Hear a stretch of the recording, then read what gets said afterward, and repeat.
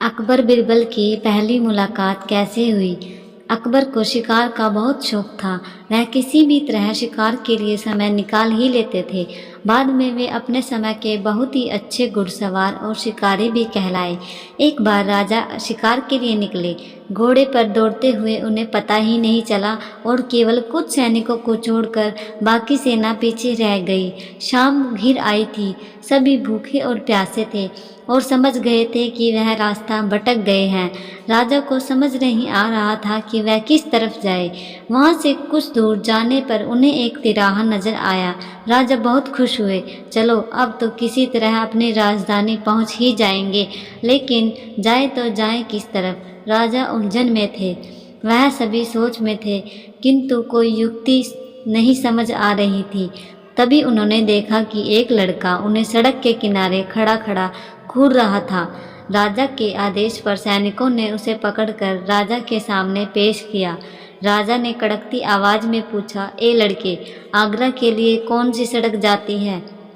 लड़का मुस्कुराया और कहा, जनाब, यह सड़क चल नहीं सकती। यह तो आगरा कैसे जाएगी। महाराज, जाना तो आपको ही पड़ेगा। और यह कहकर वह खिलखिलाकर हंस पड़ा। सभी सैनिक मौन थे। वे राजा के गुस्से से वाकिफ थे। लड़का फिर बोला, जनाब, लोग चलते हैं, रास्ते नहीं। यह सुनकर इस बार राजा मुस्कुराया और कहा, नहीं, तुम ठीक कह रहे हो। तुम्हारा नाम क्या है। अकबर ने पूछा। मेरा नाम महेश दास है महाराज, लड़के ने उत्तर दिया। और आप कौन हैं। अकबर ने अपनी अंगूठी निकालकर मैं इस दास को देते हुए कहा, तुम महाराजा अकबर हिंदुस्तान के सम्राट से बात कर रहे हो। मुझे निडर लोग पसंद है। तुम मेरे दरबार में आना और मुझे यह अंगूठी दिखाना। यह अंगूठी देखकर मैं तुम्हें पहचान लूँगा। अब तुम मुझे बताओ कि मैं किस रास्ते पर चलूं ताकि मैं आगरा पहुंच जाऊं।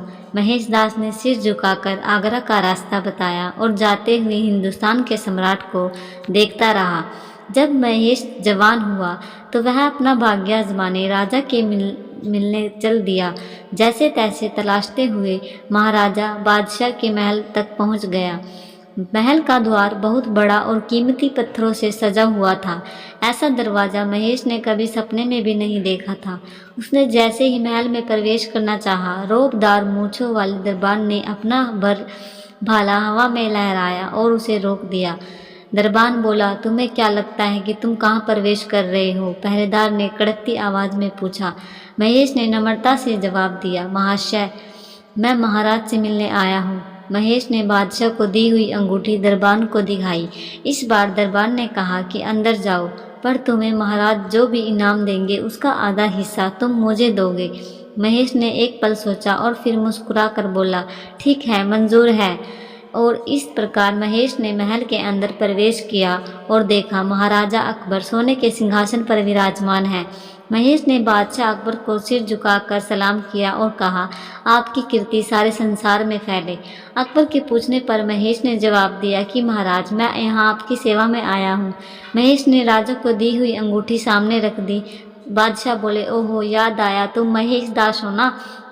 महेश ने जवाब दिया, जी महाराज, मैं वही महेश हूँ। बादशाह ने कहा कि बोलो महेश, तुम्हें क्या चाहिए। महाराजा, मैं चाहता हूँ कि आप मुझे इनाम में 100 कोड़े मरवाएं। बादशाह ने कहा, यह क्या कह रहे हो महेश, मैं यह आदेश कैसे दे सकता हूँ जब तुमने कोई अपराध ही नहीं किया। महेश ने नम्रता से जवाब दिया कि नहीं महाराज, मुझे तो 100 कोड़े ही मारिए। मैंने किसी से वादा किया है इनाम के आधे हिस्से देने का। अकबर, कैसा वादा। महेश, महाराजा, जब मैं महल में प्रवेश कर रहा था तो दरबान ने मुझे इस शर्त पर अंदर आने दिया कि मुझे जो कुछ भी उपहार प्राप्त होगा उसका आधा हिस्सा मैं दरबान को दूंगा। अब आपने हिस्से के 50 कोड़े तो मैं खा चुका, अब उस दरबान को भी उसका हिस्सा मिलना चाहिए।